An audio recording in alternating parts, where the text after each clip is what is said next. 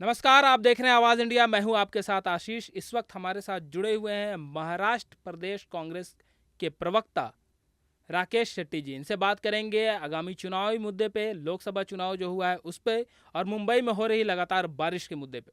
बहुत बहुत धन्यवाद आपका सर हमारे साथ जुड़ने के लिए। नमस्कार। सर, पहला क्वेश्चन तो कल बरसात से रिलेटेड है मुंबई का। हर साल मुंबई में वही हाल होता है, चाहे वो अंधेरी सबवे हो, किंग सर्कल हो, चाहे वेस्टर्न लाइन हो, सेंट्रल लाइन हो, रोकनी पड़ती है। मुंबई थम जाती है बारिश में, और दावे किए जाते हैं कि इस साल हम निपटने के लिए तैयार हैं। तो क्या रीज़न है सर? कोई भी सरकार आती है हमेशा यही होता है। देखिए, आपको याद होगा कि जब 2 साल पहले हम्म, एकनाथ शिंदे जी महाराष्ट्र राज्य के हम्म, मुख्यमंत्री बने, तब उन्होंने मुंबईकरों को एक वादा किया था। उन्होंने ये कहा था कि बहुत हुआ अभी भ्रष्टाचार, हम्म, और अब मुंबई के लोगों को उन्होंने ये वादा किया था कि हम पॉट होल फ्री हम्म, और फ्लड फ्री मुंबई बनाएंगे। क्या हुआ उस वादे का? आज मुंबई कर देश में सबसे ज़्यादा टैक्स भरता है। जी।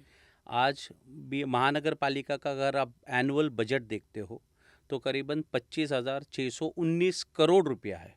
मतलब इतना बड़ा कॉरपोरेशन इंडिया में नहीं, पूरे एशिया में ये नंबर 1 कॉरपोरेशन है।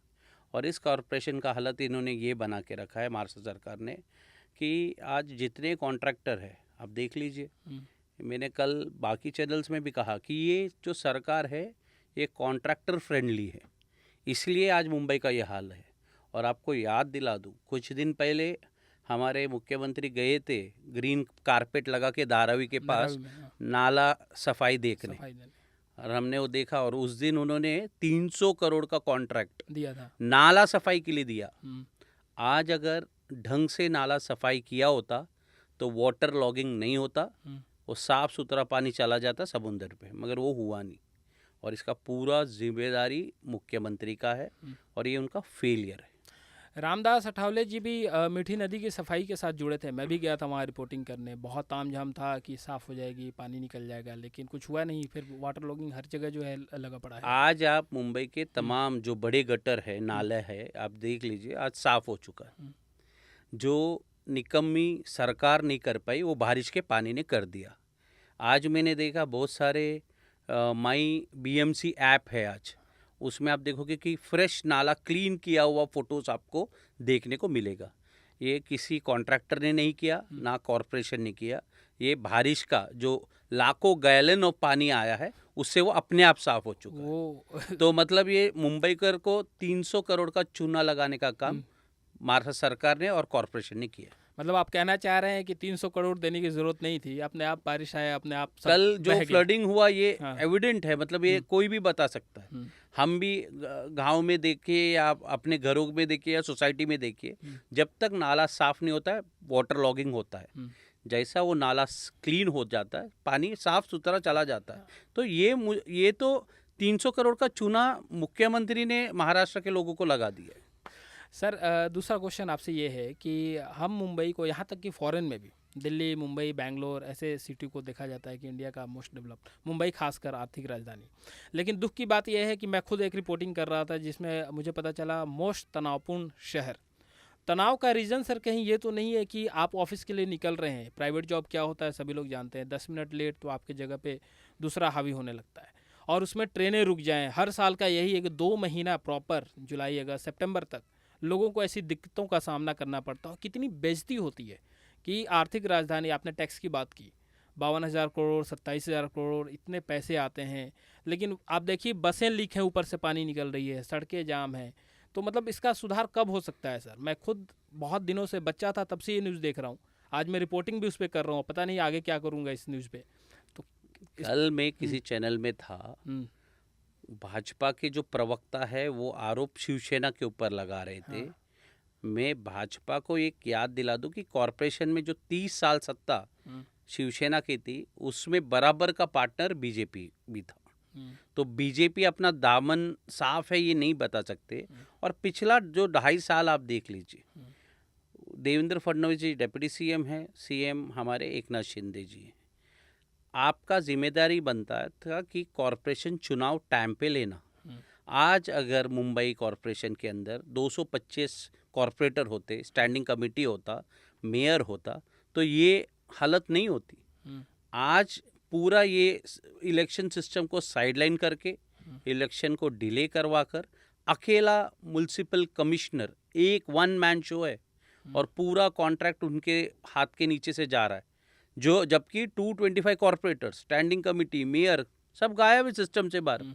जो हम पूरे चुनाव के दौरान कह रहे थे ना, संविधान बचाओ, यही मतलब मुख्यमंत्री को डायरेक्ट एमसी रिपोर्ट करता है और सब कॉन्ट्रैक्ट दिया जा रहा है।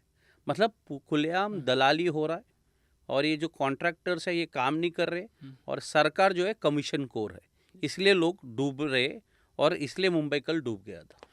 सर पॉलिटिक्स की बात इसमें शुरुआत की है आपने, तो एक सवाल और आपसे।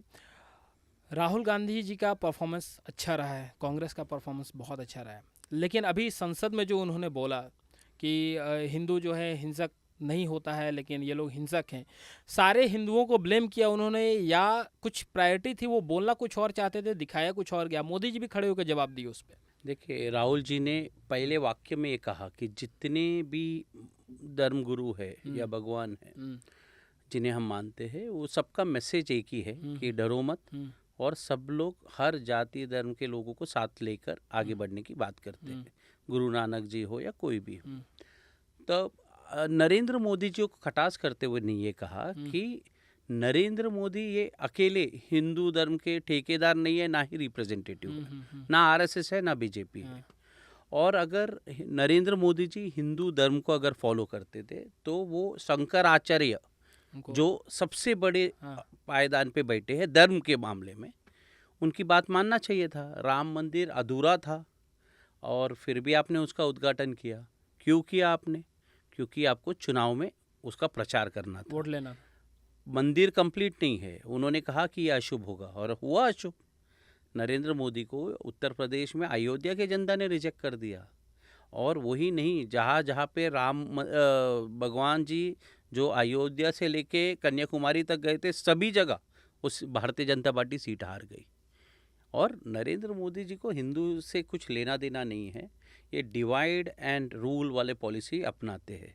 उनको पता है कि 70% मेजोरिटेरियन है यहाँ पे हिंदूस, तो मैं अगर अल्पसंख्यक मतलब मुसलमान है या दलित है, इनके खिलाफ बात करूँगा तो ये मेरे को कंसोलिडेटेड वोट मिलेगा, इसके लिए मुझे काम करने की ज़रूरत नहीं है। तो ये हेट्रेड फैला के वोट मांगने का सिस्टम है। बाकी हिंदू धर्म से नरेंद्र मोदी जी को कोई लेना देना नहीं। और उस पर एक और बात बताता हूँ, नरेंद्र मोदी जी जो 3 काम बताते हैं कि जैसे कि मैंने राम मंदिर बनवाया, जबकि सच्चाई क्या है, कोर्ट में दोनों पक्ष एक साथ आकर सेटलमेंट करके वो डिसीजन आया है। नरेंद्र मोदी को अगर बनवाना होता तो वो ऑर्डिनेंस ला के बनवाते, उन्होंने नहीं किया। तो चीफ जस्टिस ने जो डिसीजन लिया उसका क्रेडिट भी मोदी जी को खुद को चाहिए। ये तो अच्छा हुआ कल वर्ल्ड कप हम जीते, उसमें भी मोदी जी पहुंच नहीं गए कि मेरे कारण हुआ है, वो बहुत पोस्टर को लेके हुआ कि हाँ, तो ये बात है, हर चीज़ का क्रेडिट चाहिए। आपका ये मंगलयान चला जाता है, इसरो में भी पहुंच जाते कि उसका भी क्रेडिट कोई साइंटिस्ट को ना मिले, मुझे मिले। तो सब जगह फोटो मेरा आना चाहिए और मैं ही सब कुछ कर रहा हूँ। ये देखिए, पार्लियामेंट के अंदर कौन व्यक्ति ऐसा कहता कि एक अकेला सब पे भारी बोला था, जनता ने सुन लिया और फिर वोटिंग के समय दिखा दिया कि आज जो मोदी सर आपकी बार मोदी 400 पार बोलते थे, आज बैसाखियों के सहारा से उनको आज सरकार बनाना पड़ रहा है। और अब ये मोदी 3.0 नहीं है, ये एनडीए की सरकार बनी है। तो क्लियर दिखा है, जो लोग 400 पार का नारा कह रहे थे वो 230 में आके रुक गई। ये सर कहीं ना कहीं 400 पार का नारा इसलिए दिया जा रहा था, मैंने एक रिपोर्ट पढ़ी थी कि कहीं ना कहीं अंदेशा हो गया था कि हम उतनी सीट नहीं ला रहे हैं, तो एक ऐसी पब्लिसिटी कर दें कि थोड़ी बहुत सीट आ जाए ज़्यादा। नहीं, ऐसे नहीं है। अगर आप तमाम गोदी मीडिया जिनको हम कहते हैं, आप तो इंडिपेंडेंट चला रहे, मेहनत कर रहे, ग्राउंड रिपोर्टिंग कर रहे, गोदी मीडिया करके जो चैनल्स है, जो जिनको आज कॉर्पोरेट का एडवर्टाइजमेंट नहीं आ रहा है, सरकारी एड से जो जिंदा है, ऐसे जो बड़े बड़े चैनल्स है, उसके एंकर्स का इंटरव्यू हुआ 1 by 1 नरेंद्र मोदी जी के साथ। और मोदी जी ने नहीं, एंकरों ने पूछा, सर ये कोई जो चुनाव है ये सिर्फ एक फॉर्मेलिटी है, ऐसा आपको नहीं लग रहा है? मतलब पत्रकार पूछ रहे कि जो डेमोक्रेसी में इलेक्शन है उसको पत्रकार कह रहे कि ये फॉर्मेलिटी है क्या? क्योंकि इतना ओवर कॉन्फिडेंस है। और मोदी से ज़्यादा तो वो गोदी मीडिया कॉन्फिडेंस से कि ये जी। 400 पार करने वाले हैं। ये जनता है, वो सब जानती है, वो देख रही है कि इन्होंने जो जो वादा किया था। याद करिए ना, 2014 में आपको 100 स्मार्ट सिटी की बात हुई थी। आज 2024 में मेरे को लगा कि नरेंद्र मोदी वो स्मार्ट सिटी दिखाएंगे, वहाँ पे चल चल के दिखाएंगे, देखो ये स्मार्ट सिटी है। हाँ। नहीं दिखाए। हर सांसद को एक गांव दत्तक लेने कहा था हाँ। और कहा था कि हम लोग एक मॉडल गांव बनाएंगे। नरेंद्र मोदी जी का खुद का दत्तक लिया हुआ गांव का फोटो नहीं आया। 10 साल हो गए। जी। मुझे भी पता है कि 5 साल में कुछ ज़्यादा डेवलपमेंट नहीं हो सकते, पर 10 साल बहुत बड़ा वक्त होता है। एक बच्चा फर्स्ट क्लास से 10th पहुंच जाता है। तो आपका काम किधर है? गंगा सफाई की बात हुई थी, किधर हुआ? ब्लैक मनी आने वाला था, 15 लाख छोड़ दीजिए, ब्लैक मनी आना था, नहीं आया। अच्छा, भ्रष्टाचारियों को जेल भेजने वाले थे। मुझे तो लगा कि सोनिया जी, राहुल जी, वाड्रा सब जेल जाएंगे, कोई गया नहीं। और जिनके ऊपर ईडी सीबीआई ने रेड किया, जैसे आपके पार्टी में आ गया वैसे आपने उनको क्लीन चिट दे दिया। ये जिस क्षेत्र में आपका दफ्तर है अंधेरी, यहाँ का जो सांसद अब बने हैं, वो 1 महीने पहले ईडी का नोटिस आया, 1 महीने के अंदर वो चले जाते हैं मुख्यमंत्री एकनाथ शिंदे जी के पास। शिंदे जी ने पेपर देखा और बोला, अरे अरे अरे, ये जो नोटिस भेजा है ईडी ने, ये तो गलत है, इसमें मैं आपको बचा सकता हूँ। मुख्यमंत्री बोल रहा है, और फिर उनको क्लीन चिट दिया गया। और भाषण में कह रहे कि देखो, उद्धव जी ने रविंद्र वाइकर जी को मदद नहीं किया, मेरे पास आए तो मैंने उनका नोटिस पढ़ के बोल दिया इसमें तुमको बचाने का स्कोप है। मतलब देश के तमाम जो बड़े बड़े वकील है उनको समझ में नहीं आया, मगर हमारे मुख्यमंत्री जी को समझ में आया और उन्होंने बोला कि मी मार्ग काट ले, मतलब रास्ता बताया उसको, और वो क्लीन चिट मिल गया। मतलब जो वकालत कर रहे हैं उनको छोड़ देना चाहिए और सब ईडी के केसेस हमारे मुख्यमंत्री के पास जाना चाहिए, क्योंकि उन्होंने राय सही दिया और वाइकर को क्लीन चिट मिला, आज वो सांसद भी बन गए। सर, कॉन्फिडेंस की बात हो रही है, तो ये एक तो अपने आप में झटका है अयोध्या हार जाना। अमेठी में देखिए, स्मृति ईरानी हार गई वहाँ पे। रायबरेली में इतना खतरनाक हारे वहाँ राहुल गांधी से। वायनाड में राहुल गांधी जीत गए। तो अंडर एस्टिमेट सर पहले से चल रहा था या कुछ मतलब ऐसा था कि जीतना ही जीतना है? क्या था ऐसा जो बीजेपी इतना भयानक हार हर जगह से हारी है, जहाँ जहाँ एक्सपेक्टेड नहीं था? अमेठी में तो ऐसा कॉन्फिडेंस में थी स्मृति ईरानी ने। 2014 हाँ, अयोध्या में हम देख रहे हैं, अभी आपने बात की वहाँ पब्लिक की, अभी जो कॉन्ट्रैक्ट मिला था काम का, वो सड़कें भी टूट रही हैं, वीडियो वायरल हो रहे हैं। राम मंदिर में हाँ। लीकेज शुरू हो चुका है। जी। उधर के खुद जो पंडित है उन्होंने ट्वीट किया था, हम्म, पात बोलते हो, रामपथ, हम्म, जो सड़क राम मंदिर तक पहुंचती है उसमें क्रैक आ गई। हम्म, बिहार के अंदर 9 दिन में 7 फ्लाईओवर गिर चुके हैं। हाँ। आपको दिल्ली अगर जाओगे तो सब दिल्ली के लोग जानते हैं, प्रगति मैदान है, उसके अंदर अंडरपास टनल बना था 700 करोड़ का, लीकेज आ रहा है। इंजीनियर्स का कहना है दोबारा बनाना पड़ेगा। कोस्टल फ्रीवे अंडरपास बना है, अगेन वहाँ पे लीकेज है। अटल सेतु बना है, उस पर क्रैक्स। कुछ ही दिन पहले हमारे महाराष्ट्र के अध्यक्ष नाना पटोले दिखा रहे थे वहाँ पे मीडिया कर्मी आप लोग के साथ कि कितना क्रैक्स बना है। जब आप कॉन्ट्रैक्टरों से कमीशन खाते हो तब वो सीमेंट के बदले एक क्रैक आपको दिखने वाला है। सिंपल चीज़। अभी जब मैं मीडिया का पढ़ाई करता था 2-4-5 साल पहले, तो राहुल गांधी जी की छवि ऐसी थी कि मतलब उनको सोशल मीडिया पर ट्रोल किया जा रहा है, उनका क्लिप निकाल के पप्पू या ऐसा कुछ, मतलब पैम्पर्ड बॉय, शहजादा। आप लेकिन अभी उनका एक अलग ही जोन नज़र आ रहा है, लोग उनको सुन रहे हैं, बाकायदा वो एक्टिव हो गए हैं। चाहे भारत जोड़ो योजना हो गई, लोगों से मिलना, अभी मणिपुर गए हुए हैं, यहाँ के चुनाव में एक्टिव हैं। तो राहुल गांधी को आने वाले दिनों में भारत का प्रधानमंत्री देखा जा सकता है क्या? देखिए, आपने बहुत अच्छा बात किया, पप्पू आपने इस्तेमाल किया जी। देखिए, राहुल सोशल मीडिया का है, बिल्कुल बिल्कुल। हाँ। देखिए, और बोलने में कोई दिक्कत जी, नहीं जी, है। जी। जैसे कि आप मुझे नहीं जानते, मेरा नाम राकेश शेट्टी है। हम्म, आप मुझे जब मिलोगे तो आप मुझे जानोगे। जानोगे। और अगर सोशल मीडिया से मेरे बारे में कुछ आपने सही सुना या गलत, फिर आप आपकी राय बना लोगे।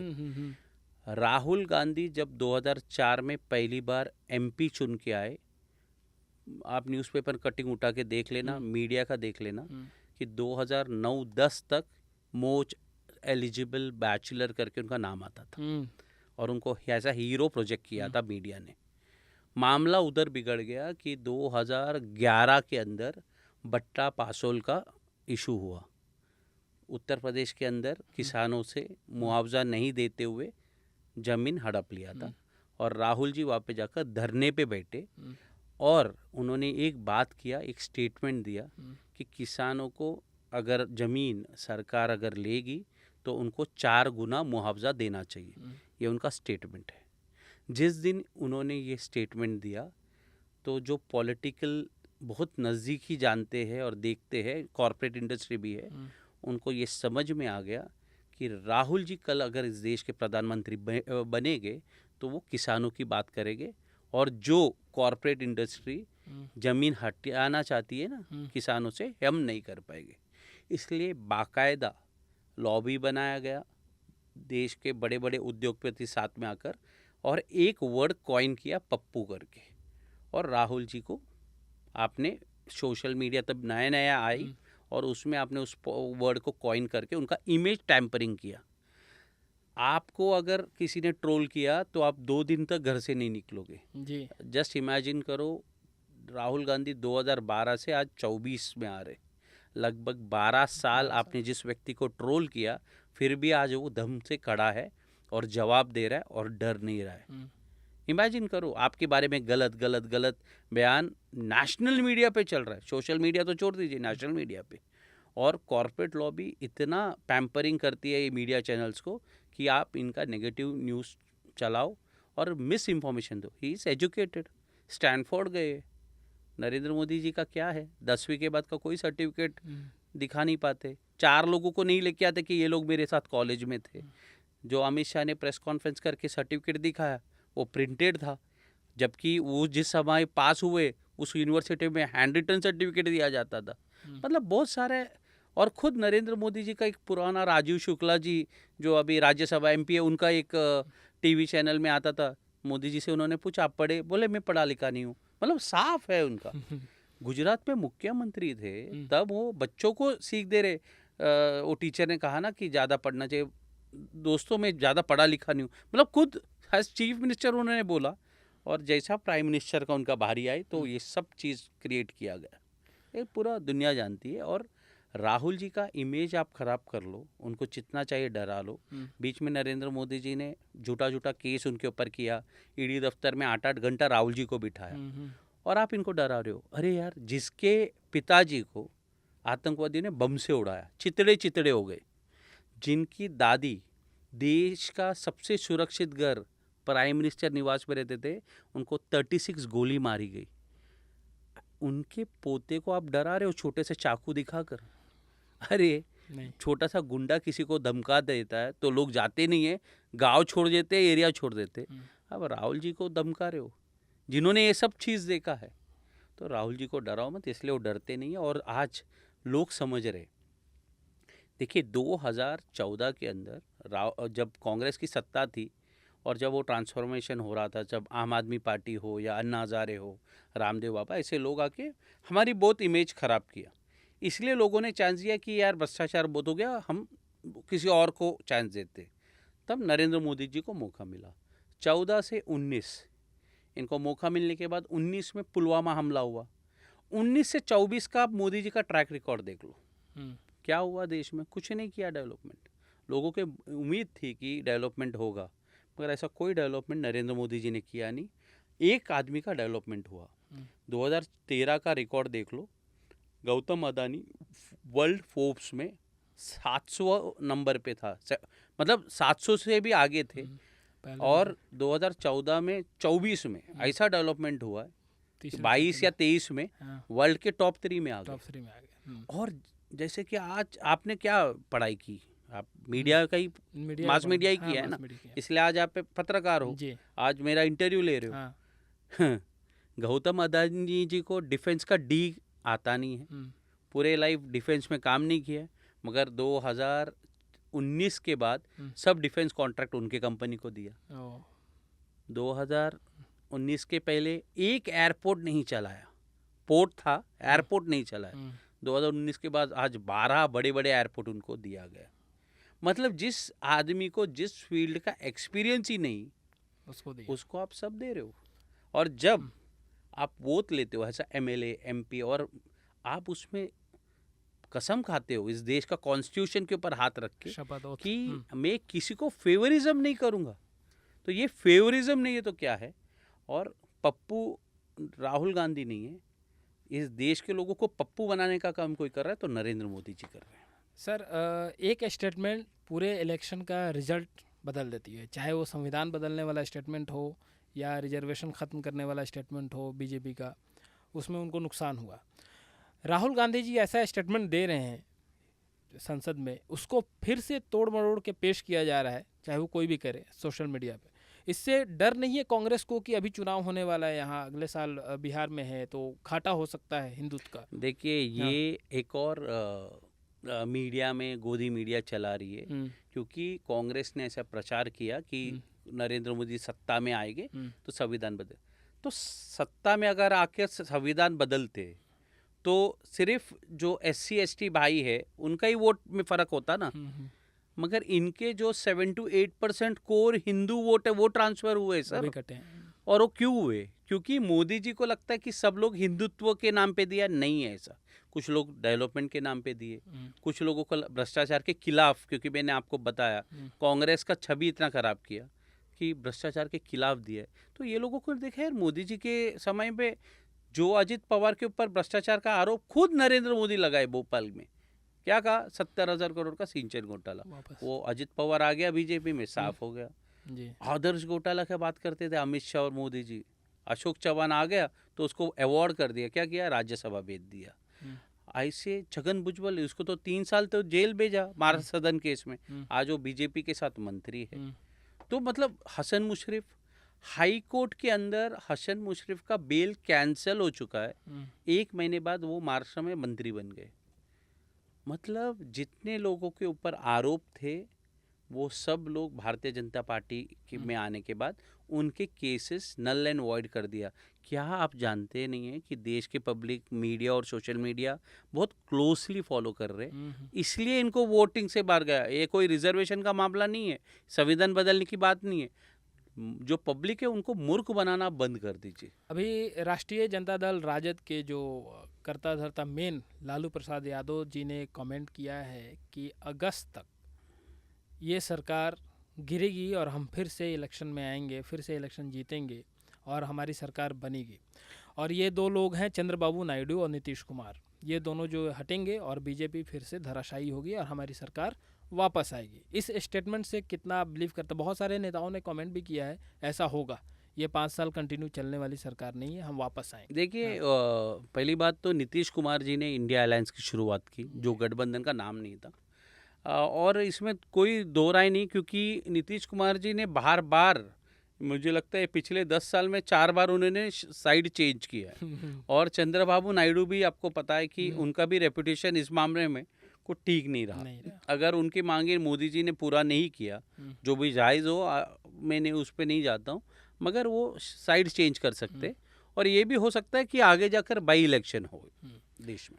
अभी आपसे कुछ देर पहले ऑफ कैमरा भी बात हो रही थी, BKC में जियो वर्ल्ड ड्राइव में ईशा अंबानी का एक पार्टी होता है, शायद उनके बच्चे का पार्टी होता है, उसमें शाहरुख खान आते हैं और वीडियो आता है जो गले में उनके सांप, वो भी इंडेंजर्ड स्पीसीज, जो मतलब जिस वाइल्ड लाइफ का जो है वायलेशन है, वो है, उसके एक्ट का वायलेशन है। और वहीं एक एल्विश यादव, उस पर इतना केस चलता है और आपने उस पर FIR की भी बात की है। देखिए ये पिछले साल, मतलब आज से 4-5 महीने पहले की बात है कि ईशा अंबानी के बच्चों का बर्थडे पार्टी था। इसमें शाहरुख खान, शनाया कपूर, अनन्या पांडे और अनंत अंबानी, राधिका मर्चेंट, ये सभी लोग थे। और हमने देखा उस वीडियो में कि ये लोग जो वो पाइथन है और अलग अलग टाइप के रेप्टाइल्स है जो इंपोर्ट भी करना अलाउड नहीं, इसके साथ खेल रहे थे। इसका वीडियो भी है, मैं आपको दूंगा। तो मैंने ताबड़तोब जोन 8 के जो DCP है, जो बैंड्रा कुर्ला कॉम्प्लेक्स में बैठते हैं, उनको एक निवेदन दिया कि ये वाइल्ड लाइफ प्रोटेक्शन एक्ट है 2022, इसका वायलेशन है, क्योंकि आप इंपोर्ट नहीं कर सकते, और अगर इंपोर्ट किया है तो फिर आप DRI के अंदर आ जाते हैं, और आप इसका सोर्सिंग को आपको बताना पड़ेगा कि किस देश से आपने लाया और किसने परमिशन दिया, क्योंकि ऐसे जानवर लाना भी बैन है और उसके खुलेआम एग्जीबिशन कर रहे हो, आप खेल रहे हो उसके साथ। तो ये जितने तमाम एक्टर्स हैं और इंडस्ट्रियलिस्ट है, इनके ऊपर इसके अंदर आईपीसी के अंदर इनके ऊपर कार्रवाई होना चाहिए, ये मांग किया था। और पिछले हफ्ते क्योंकि ये डिले हो रहा था, डीसीपी जोन 8 इसके ऊपर कार्रवाई अब तक नहीं की है, हम लोग सेटिस्फाइड नहीं है, तो हमने कमिश्नर को लिखा था और अब कमिश्नर ने ऑर्डर दिया है कि इसके ऊपर इन्वेस्टिगेशन शुरू करना चाहिए। और मुझे पूरा विश्वास है कि मुंबई पुलिस क्योंकि बहुत सक्षम है, और इस देश में 2 कानून नहीं चल सकता कि अलविस यादव ने सांप हाथ में लिया, आपने उसको 2-3 हफ्ते के लिए अंदर डाल दिया। वो मुंब्रा के अंदर किसी के पास चीता का बच्चा पकड़ लिया तो 2 साल तक अंदर था। तो अंबानी इसके लिए अलग कानून इस देश में नहीं बन सकता। आप पैसे वाले हो, इंडस्ट्रियलिस्ट है, मगर जो डॉक्टर बाबा साहेब अम्बेडकर जी ने संविधान लिखा है वो अमीर हो या गरीब हो सबको उस कानून प्रक्रिया से जाना पड़ेगा। आप अनंत अंबानी हो, राधिका मर्चेंट हो, शाहरुख खान हो या अनन्या पांडे हो, आप सेलिब्रिटीज़ है, मगर आपने वायलेशन किया है तो मुंबई पुलिस को इनके ऊपर एफआईआर भी दर्ज करना पड़ेगा और इनको जेल भी भेजना पड़ेगा। तो हमारे साथ जुड़े हुए थे राकेश शेट्टी जी, कांग्रेस के प्रवक्ता हैं। इन्होंने बहुत अच्छे से सारे सवालों का जवाब दिया। बहुत बहुत धन्यवाद राकेश जी। आशा करते हैं थैंक यू वेरी मच। और आपने भी बहुत अच्छे प्रश्न उठाए, जो जमीनी स्तर पे पूछना चाहिए वो प्रश्न आपने पूछा, इसलिए आपके लिए धन्यवाद। देश दुनिया के बाकी खबरों को देखने के लिए जुड़े रहिए आवाज़ इंडिया के साथ में सब्सक्राइब करें हमारे चैनल को यूट्यूब, फेसबुक, ट्विटर पर आवाज़ इंडिया टीवी। धन्यवाद।